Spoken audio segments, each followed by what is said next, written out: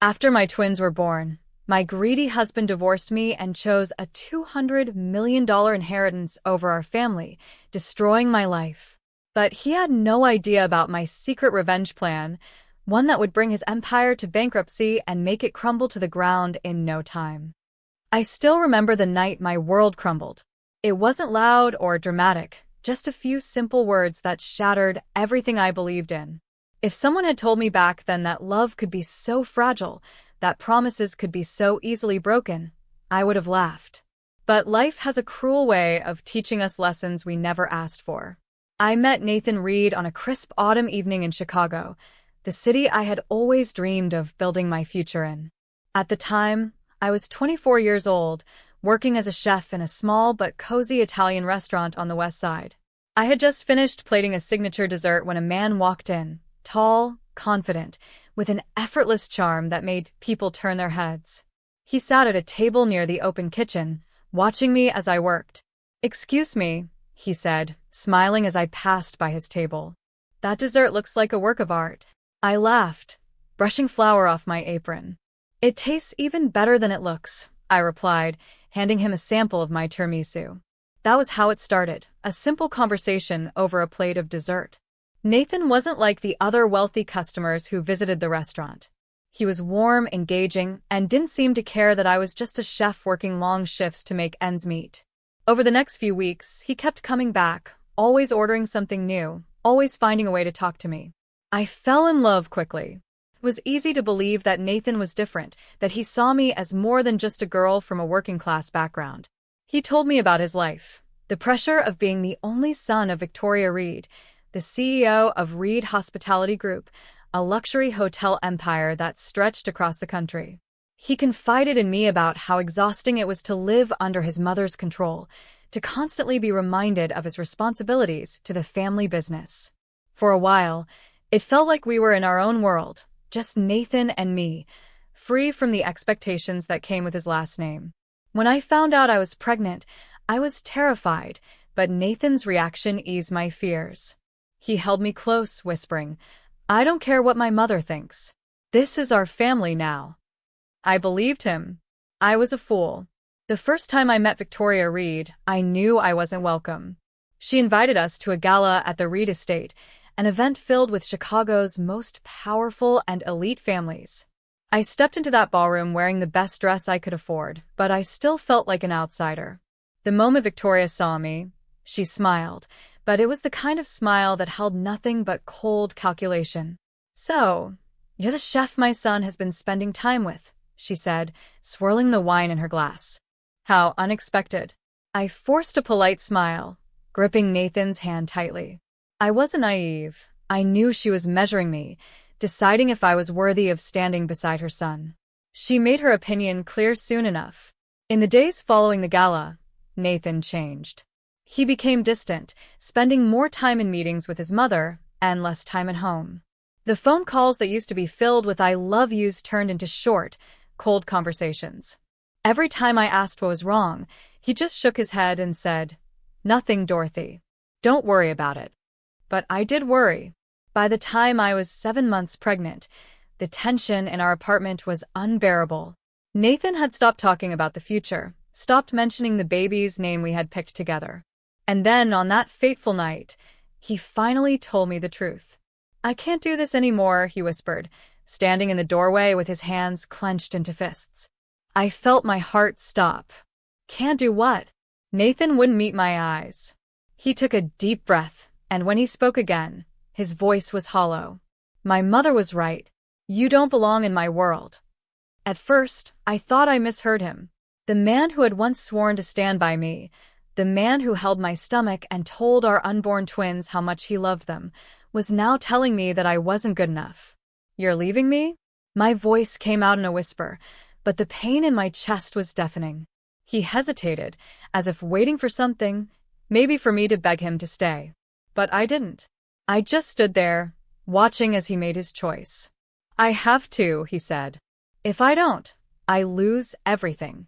I let out a bitter laugh, shaking my head. "Everything? You mean the money? The hotels? Your mother's approval?" Nathan didn't answer. That silence told me everything. And then, just like that, he was gone. I was alone. The next few months were the hardest of my life. I gave birth to Liam and Ella in a hospital room without Nathan by my side. The doctors asked if I wanted to list the father's name on the birth certificate. I said no. He had made his choice. I would make mine. There were nights when I cried myself to sleep, holding my newborns close, wondering how I would survive. No financial support. No safety net. Just me and my children against the world. But something inside me refused to break. Nathan and his mother thought I was just a chef, a woman who would fade into nothing without them. They were wrong. I wasn't going to disappear. I was going to rise. And one day, they would regret ever underestimating me. The days after Nathan left were a blur of exhaustion, pain, and fear. I was alone with 2 newborns, and every night, as I rocked them to sleep, I wondered how I would make it through the next day. There was no one to turn to. No one to help me. Nathan had cut me out of his life, as if I had never mattered.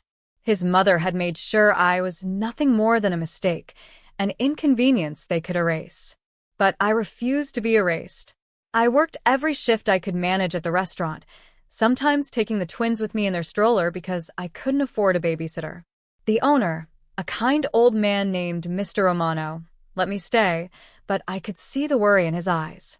"Dorothy, you're working yourself to the bone," he said one evening as I cleaned the counters after a long shift. "You need rest." Rest? That wasn't an option. I had 2 mouths to feed. Still, I knew working endless shifts in someone else's restaurant wouldn't be enough. I needed a plan, a future. I thought about what I was good at, what had always brought me joy, even in my darkest moments. Baking. It started small. At night, after the twins were asleep, I baked pastries in my tiny kitchen. I experimented with flavors, techniques, trying to perfect recipes that people would remember. The smell of warm chocolate croissants and buttery tarts filled the apartment, a small comfort in an otherwise lonely place. One day, I brought a box of homemade pastries to work. Mr. Romano took one bite, and his eyes widened. "Dorothy, these are incredible." An idea sparked. If people liked my desserts here, maybe others would too. I scraped together every dollar I had, took out a small business loan, and rented a tiny space in a quiet part of downtown Chicago. It wasn't much, just a little shop with a secondhand oven and a small counter, but it was mine. I named it Miles's Delights, after my twins, because every single thing I did was for them. The first few months were brutal. I barely made enough to cover rent, let alone turn a profit. There were days when I stood behind the counter for hours, hoping someone would walk in. I passed out samples on the street, smiling through exhaustion, determined to get people to notice my work. Then one day, everything changed. A food blogger came in looking for a quick snack. She tried one of my signature honey lavender tarts and took a picture. "This is the best pastry I've ever had," she told me. "I'm going to post about it." I didn't think much of it until the next morning when I opened the shop and saw a line stretching around the block. The blog post had gone viral, and suddenly, everyone wanted a taste of Miles's Delights. Orders poured in. I barely had time to sleep, juggling early morning baking, business calls, and raising my twins. I hired a small team, expanded the menu, and within a year, my shop became one of the top-rated bakeries in Chicago. Then came the first big milestone. A celebrity chef reached out, offering me a partnership. My pastries would be featured in high-end restaurants, a move that could elevate my brand beyond what I had ever imagined. I signed the deal without hesitation. As my business grew, so did my confidence. I stopped thinking about Nathan. Stopped wondering if he ever regretted leaving me. I didn't need his guilt. I didn't need anything from him at all. But fate had other plans. One evening, while flipping through a local business magazine, I saw a familiar name, Reed Hospitality Group. Nathan's family business.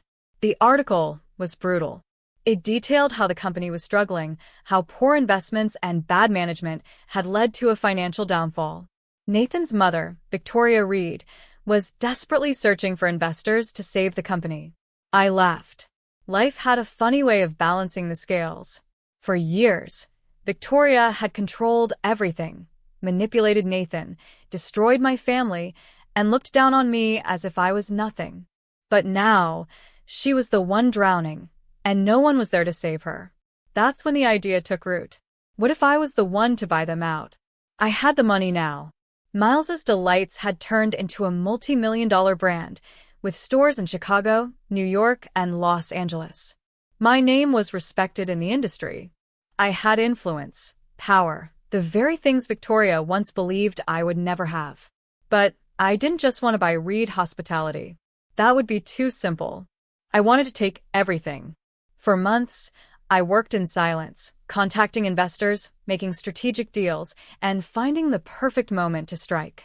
I knew Victoria would never sell to me directly, so I used a business proxy, a silent investor group that purchased majority shares in Reed Hospitality.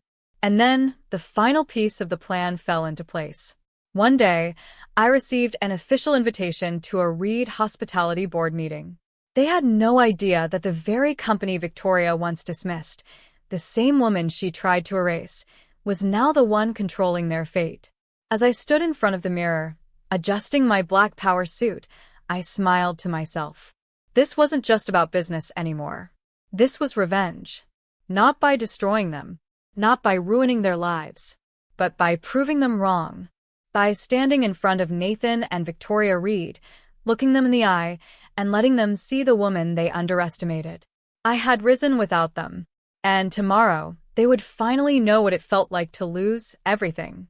The day I walked into Reed Hospitality's boardroom was the day I finally took control of my own story. I arrived at their headquarters in downtown Chicago, a towering glass building that once symbolized wealth and power. Years ago, when Nathan left me, I had imagined this place as something unreachable, a world I wasn't allowed to be part of. Now it belonged to me. I stepped into the marble-floored lobby, my heels clicking against the polished surface. The receptionist looked up, giving me the same judgmental glance I had seen at Victoria Reed's gala all those years ago. But this time I didn't care. I owned this moment. The boardroom was filled with executives and shareholders, all murmuring in frustration. They had no idea what was coming. At the center of it all, sitting with her usual cold elegance, was Victoria Reed. She still looked as composed as ever, dressed in one of her signature charcoal gray suits, but there was something different now, desperation. Nathan was there too, sitting beside her. He looked older, tired, as if the weight of his decisions had finally caught up with him. His once confident posture was replaced with unease, his fingers drumming nervously against the table. I wondered if he knew who was about to walk through that door. I didn't keep them waiting long. I pushed open the boardroom doors, stepping inside as every pair of eyes turned to me. Some recognized me instantly, others only saw the new owner of Reed Hospitality. Victoria's face remained unreadable, but I saw the way her fingers tightened around the pen in front of her. Nathan, however, froze completely. For a long moment, no one spoke. The tension in the room was suffocating. Then, finally, Victoria broke the silence. "And you are?" she asked, her voice sharp and clipped, as if I were some insignificant detail. I smiled, placing my file of documents onto the table and sliding them toward her. "You already know who I am." I let the words settle. "And as of today, I own the majority shares in Reed Hospitality." Nathan sucked in a breath. Some of the board members looked at each other in confusion. Others leaned forward as if waiting for a confirmation that this wasn't a joke. Victoria flipped through the papers, her expression unreadable, but I knew what she was feeling. I knew because I had felt the same way when Nathan left me. Betrayal, disbelief, the painful realization that everything she thought was secure had just been ripped away. "This is a mistake," she finally said, her voice controlled, but I could see the cracks forming in her composure. I shrugged. "No, Victoria, the mistake was underestimating me." Nathan finally found his voice. "Dorothy." I didn't know." He looked at me, almost as if he were seeing me for the first time. You did all of this?" I met his gaze, feeling nothing but satisfaction. "I built something from nothing, Nathan. While you were busy protecting your mother's legacy, I was creating my own." The reality of it hit him like a brick wall. His family's empire, the thing he chose over me and our children, was now in my hands. The board members began whispering, processing the power shift that had just taken place. Some looked relieved, others looked nervous, but none dared to challenge me. I turned to Victoria.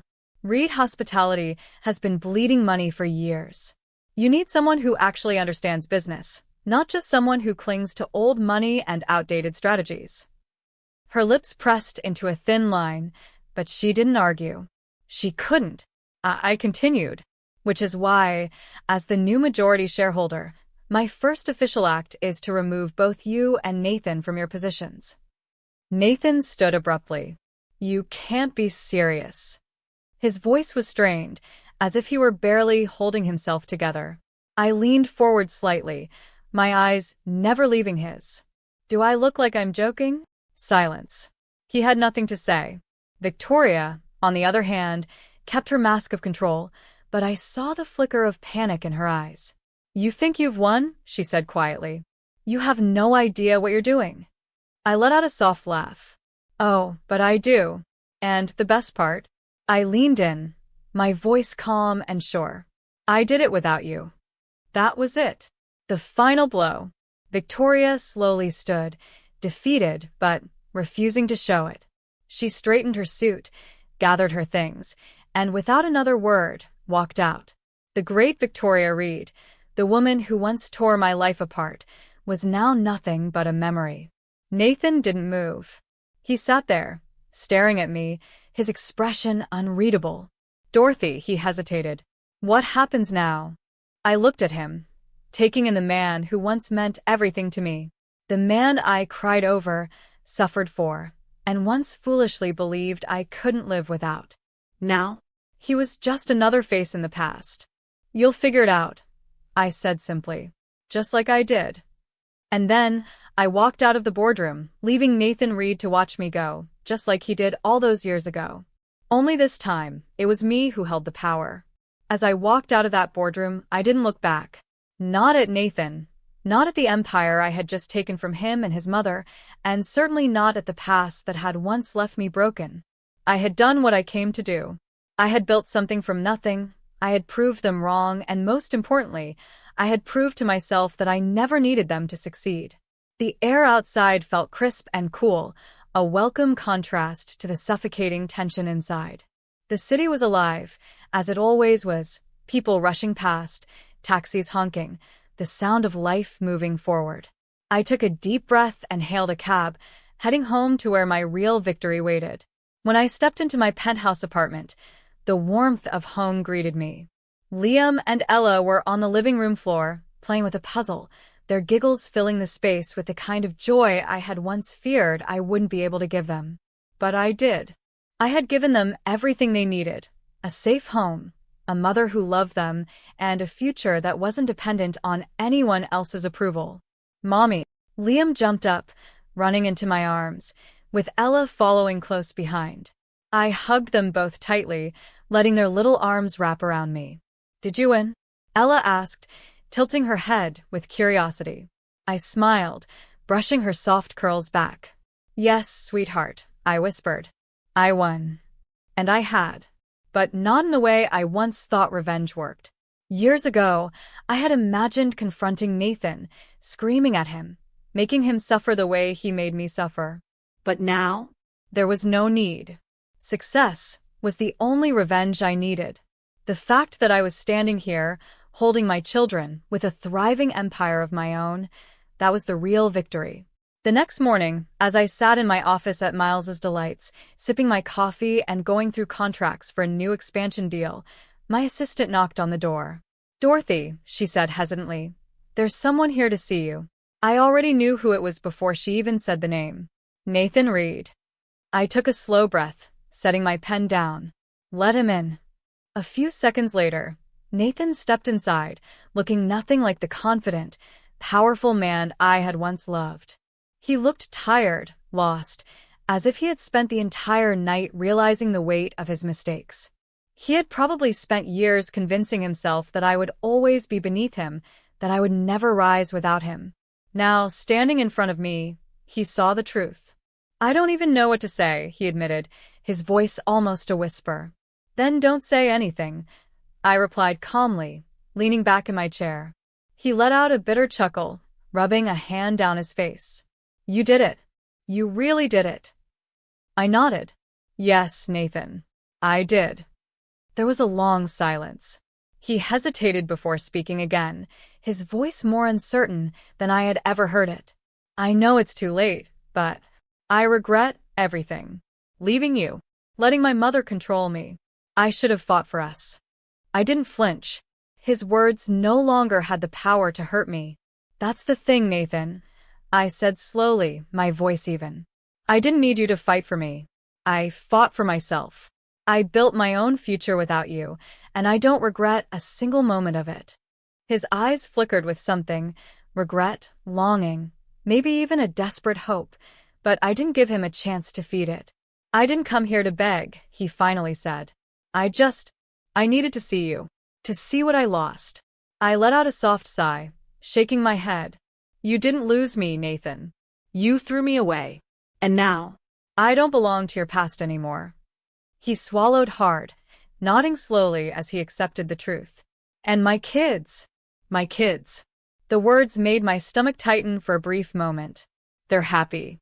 They don't need a father who left them before they were even born. My voice didn't hold anger, just finality. Nathan exhaled sharply, running a hand through his hair. I really screwed up, didn't I? I tilted my head. That's not my problem anymore. There was nothing left to say. No second chances. No apologies that could rewrite the past. He had chosen his path, and I had chosen mine. The difference was I had no regrets. Nathan stood there for a moment longer, as if memorizing the woman I had become. Then, without another word, he turned and walked out of my office, out of my life for good. I didn't watch him leave. I had too much to do, too much ahead of me. My focus was on my children, my business, my future. That night, as I tucked Liam and Ella into bed, Ella reached up and held my face in her tiny hands. Mommy, you look happy, she said with a sleepy smile. I kissed her forehead. That's because I am. For the first time in years, I knew it was true. Because happiness was never about getting revenge. It was never about making someone else suffer. It was about building a life so full, so successful, so joyful, that the past no longer had the power to define you. And as I turned off the lights and walked toward my own future, I knew I had already won.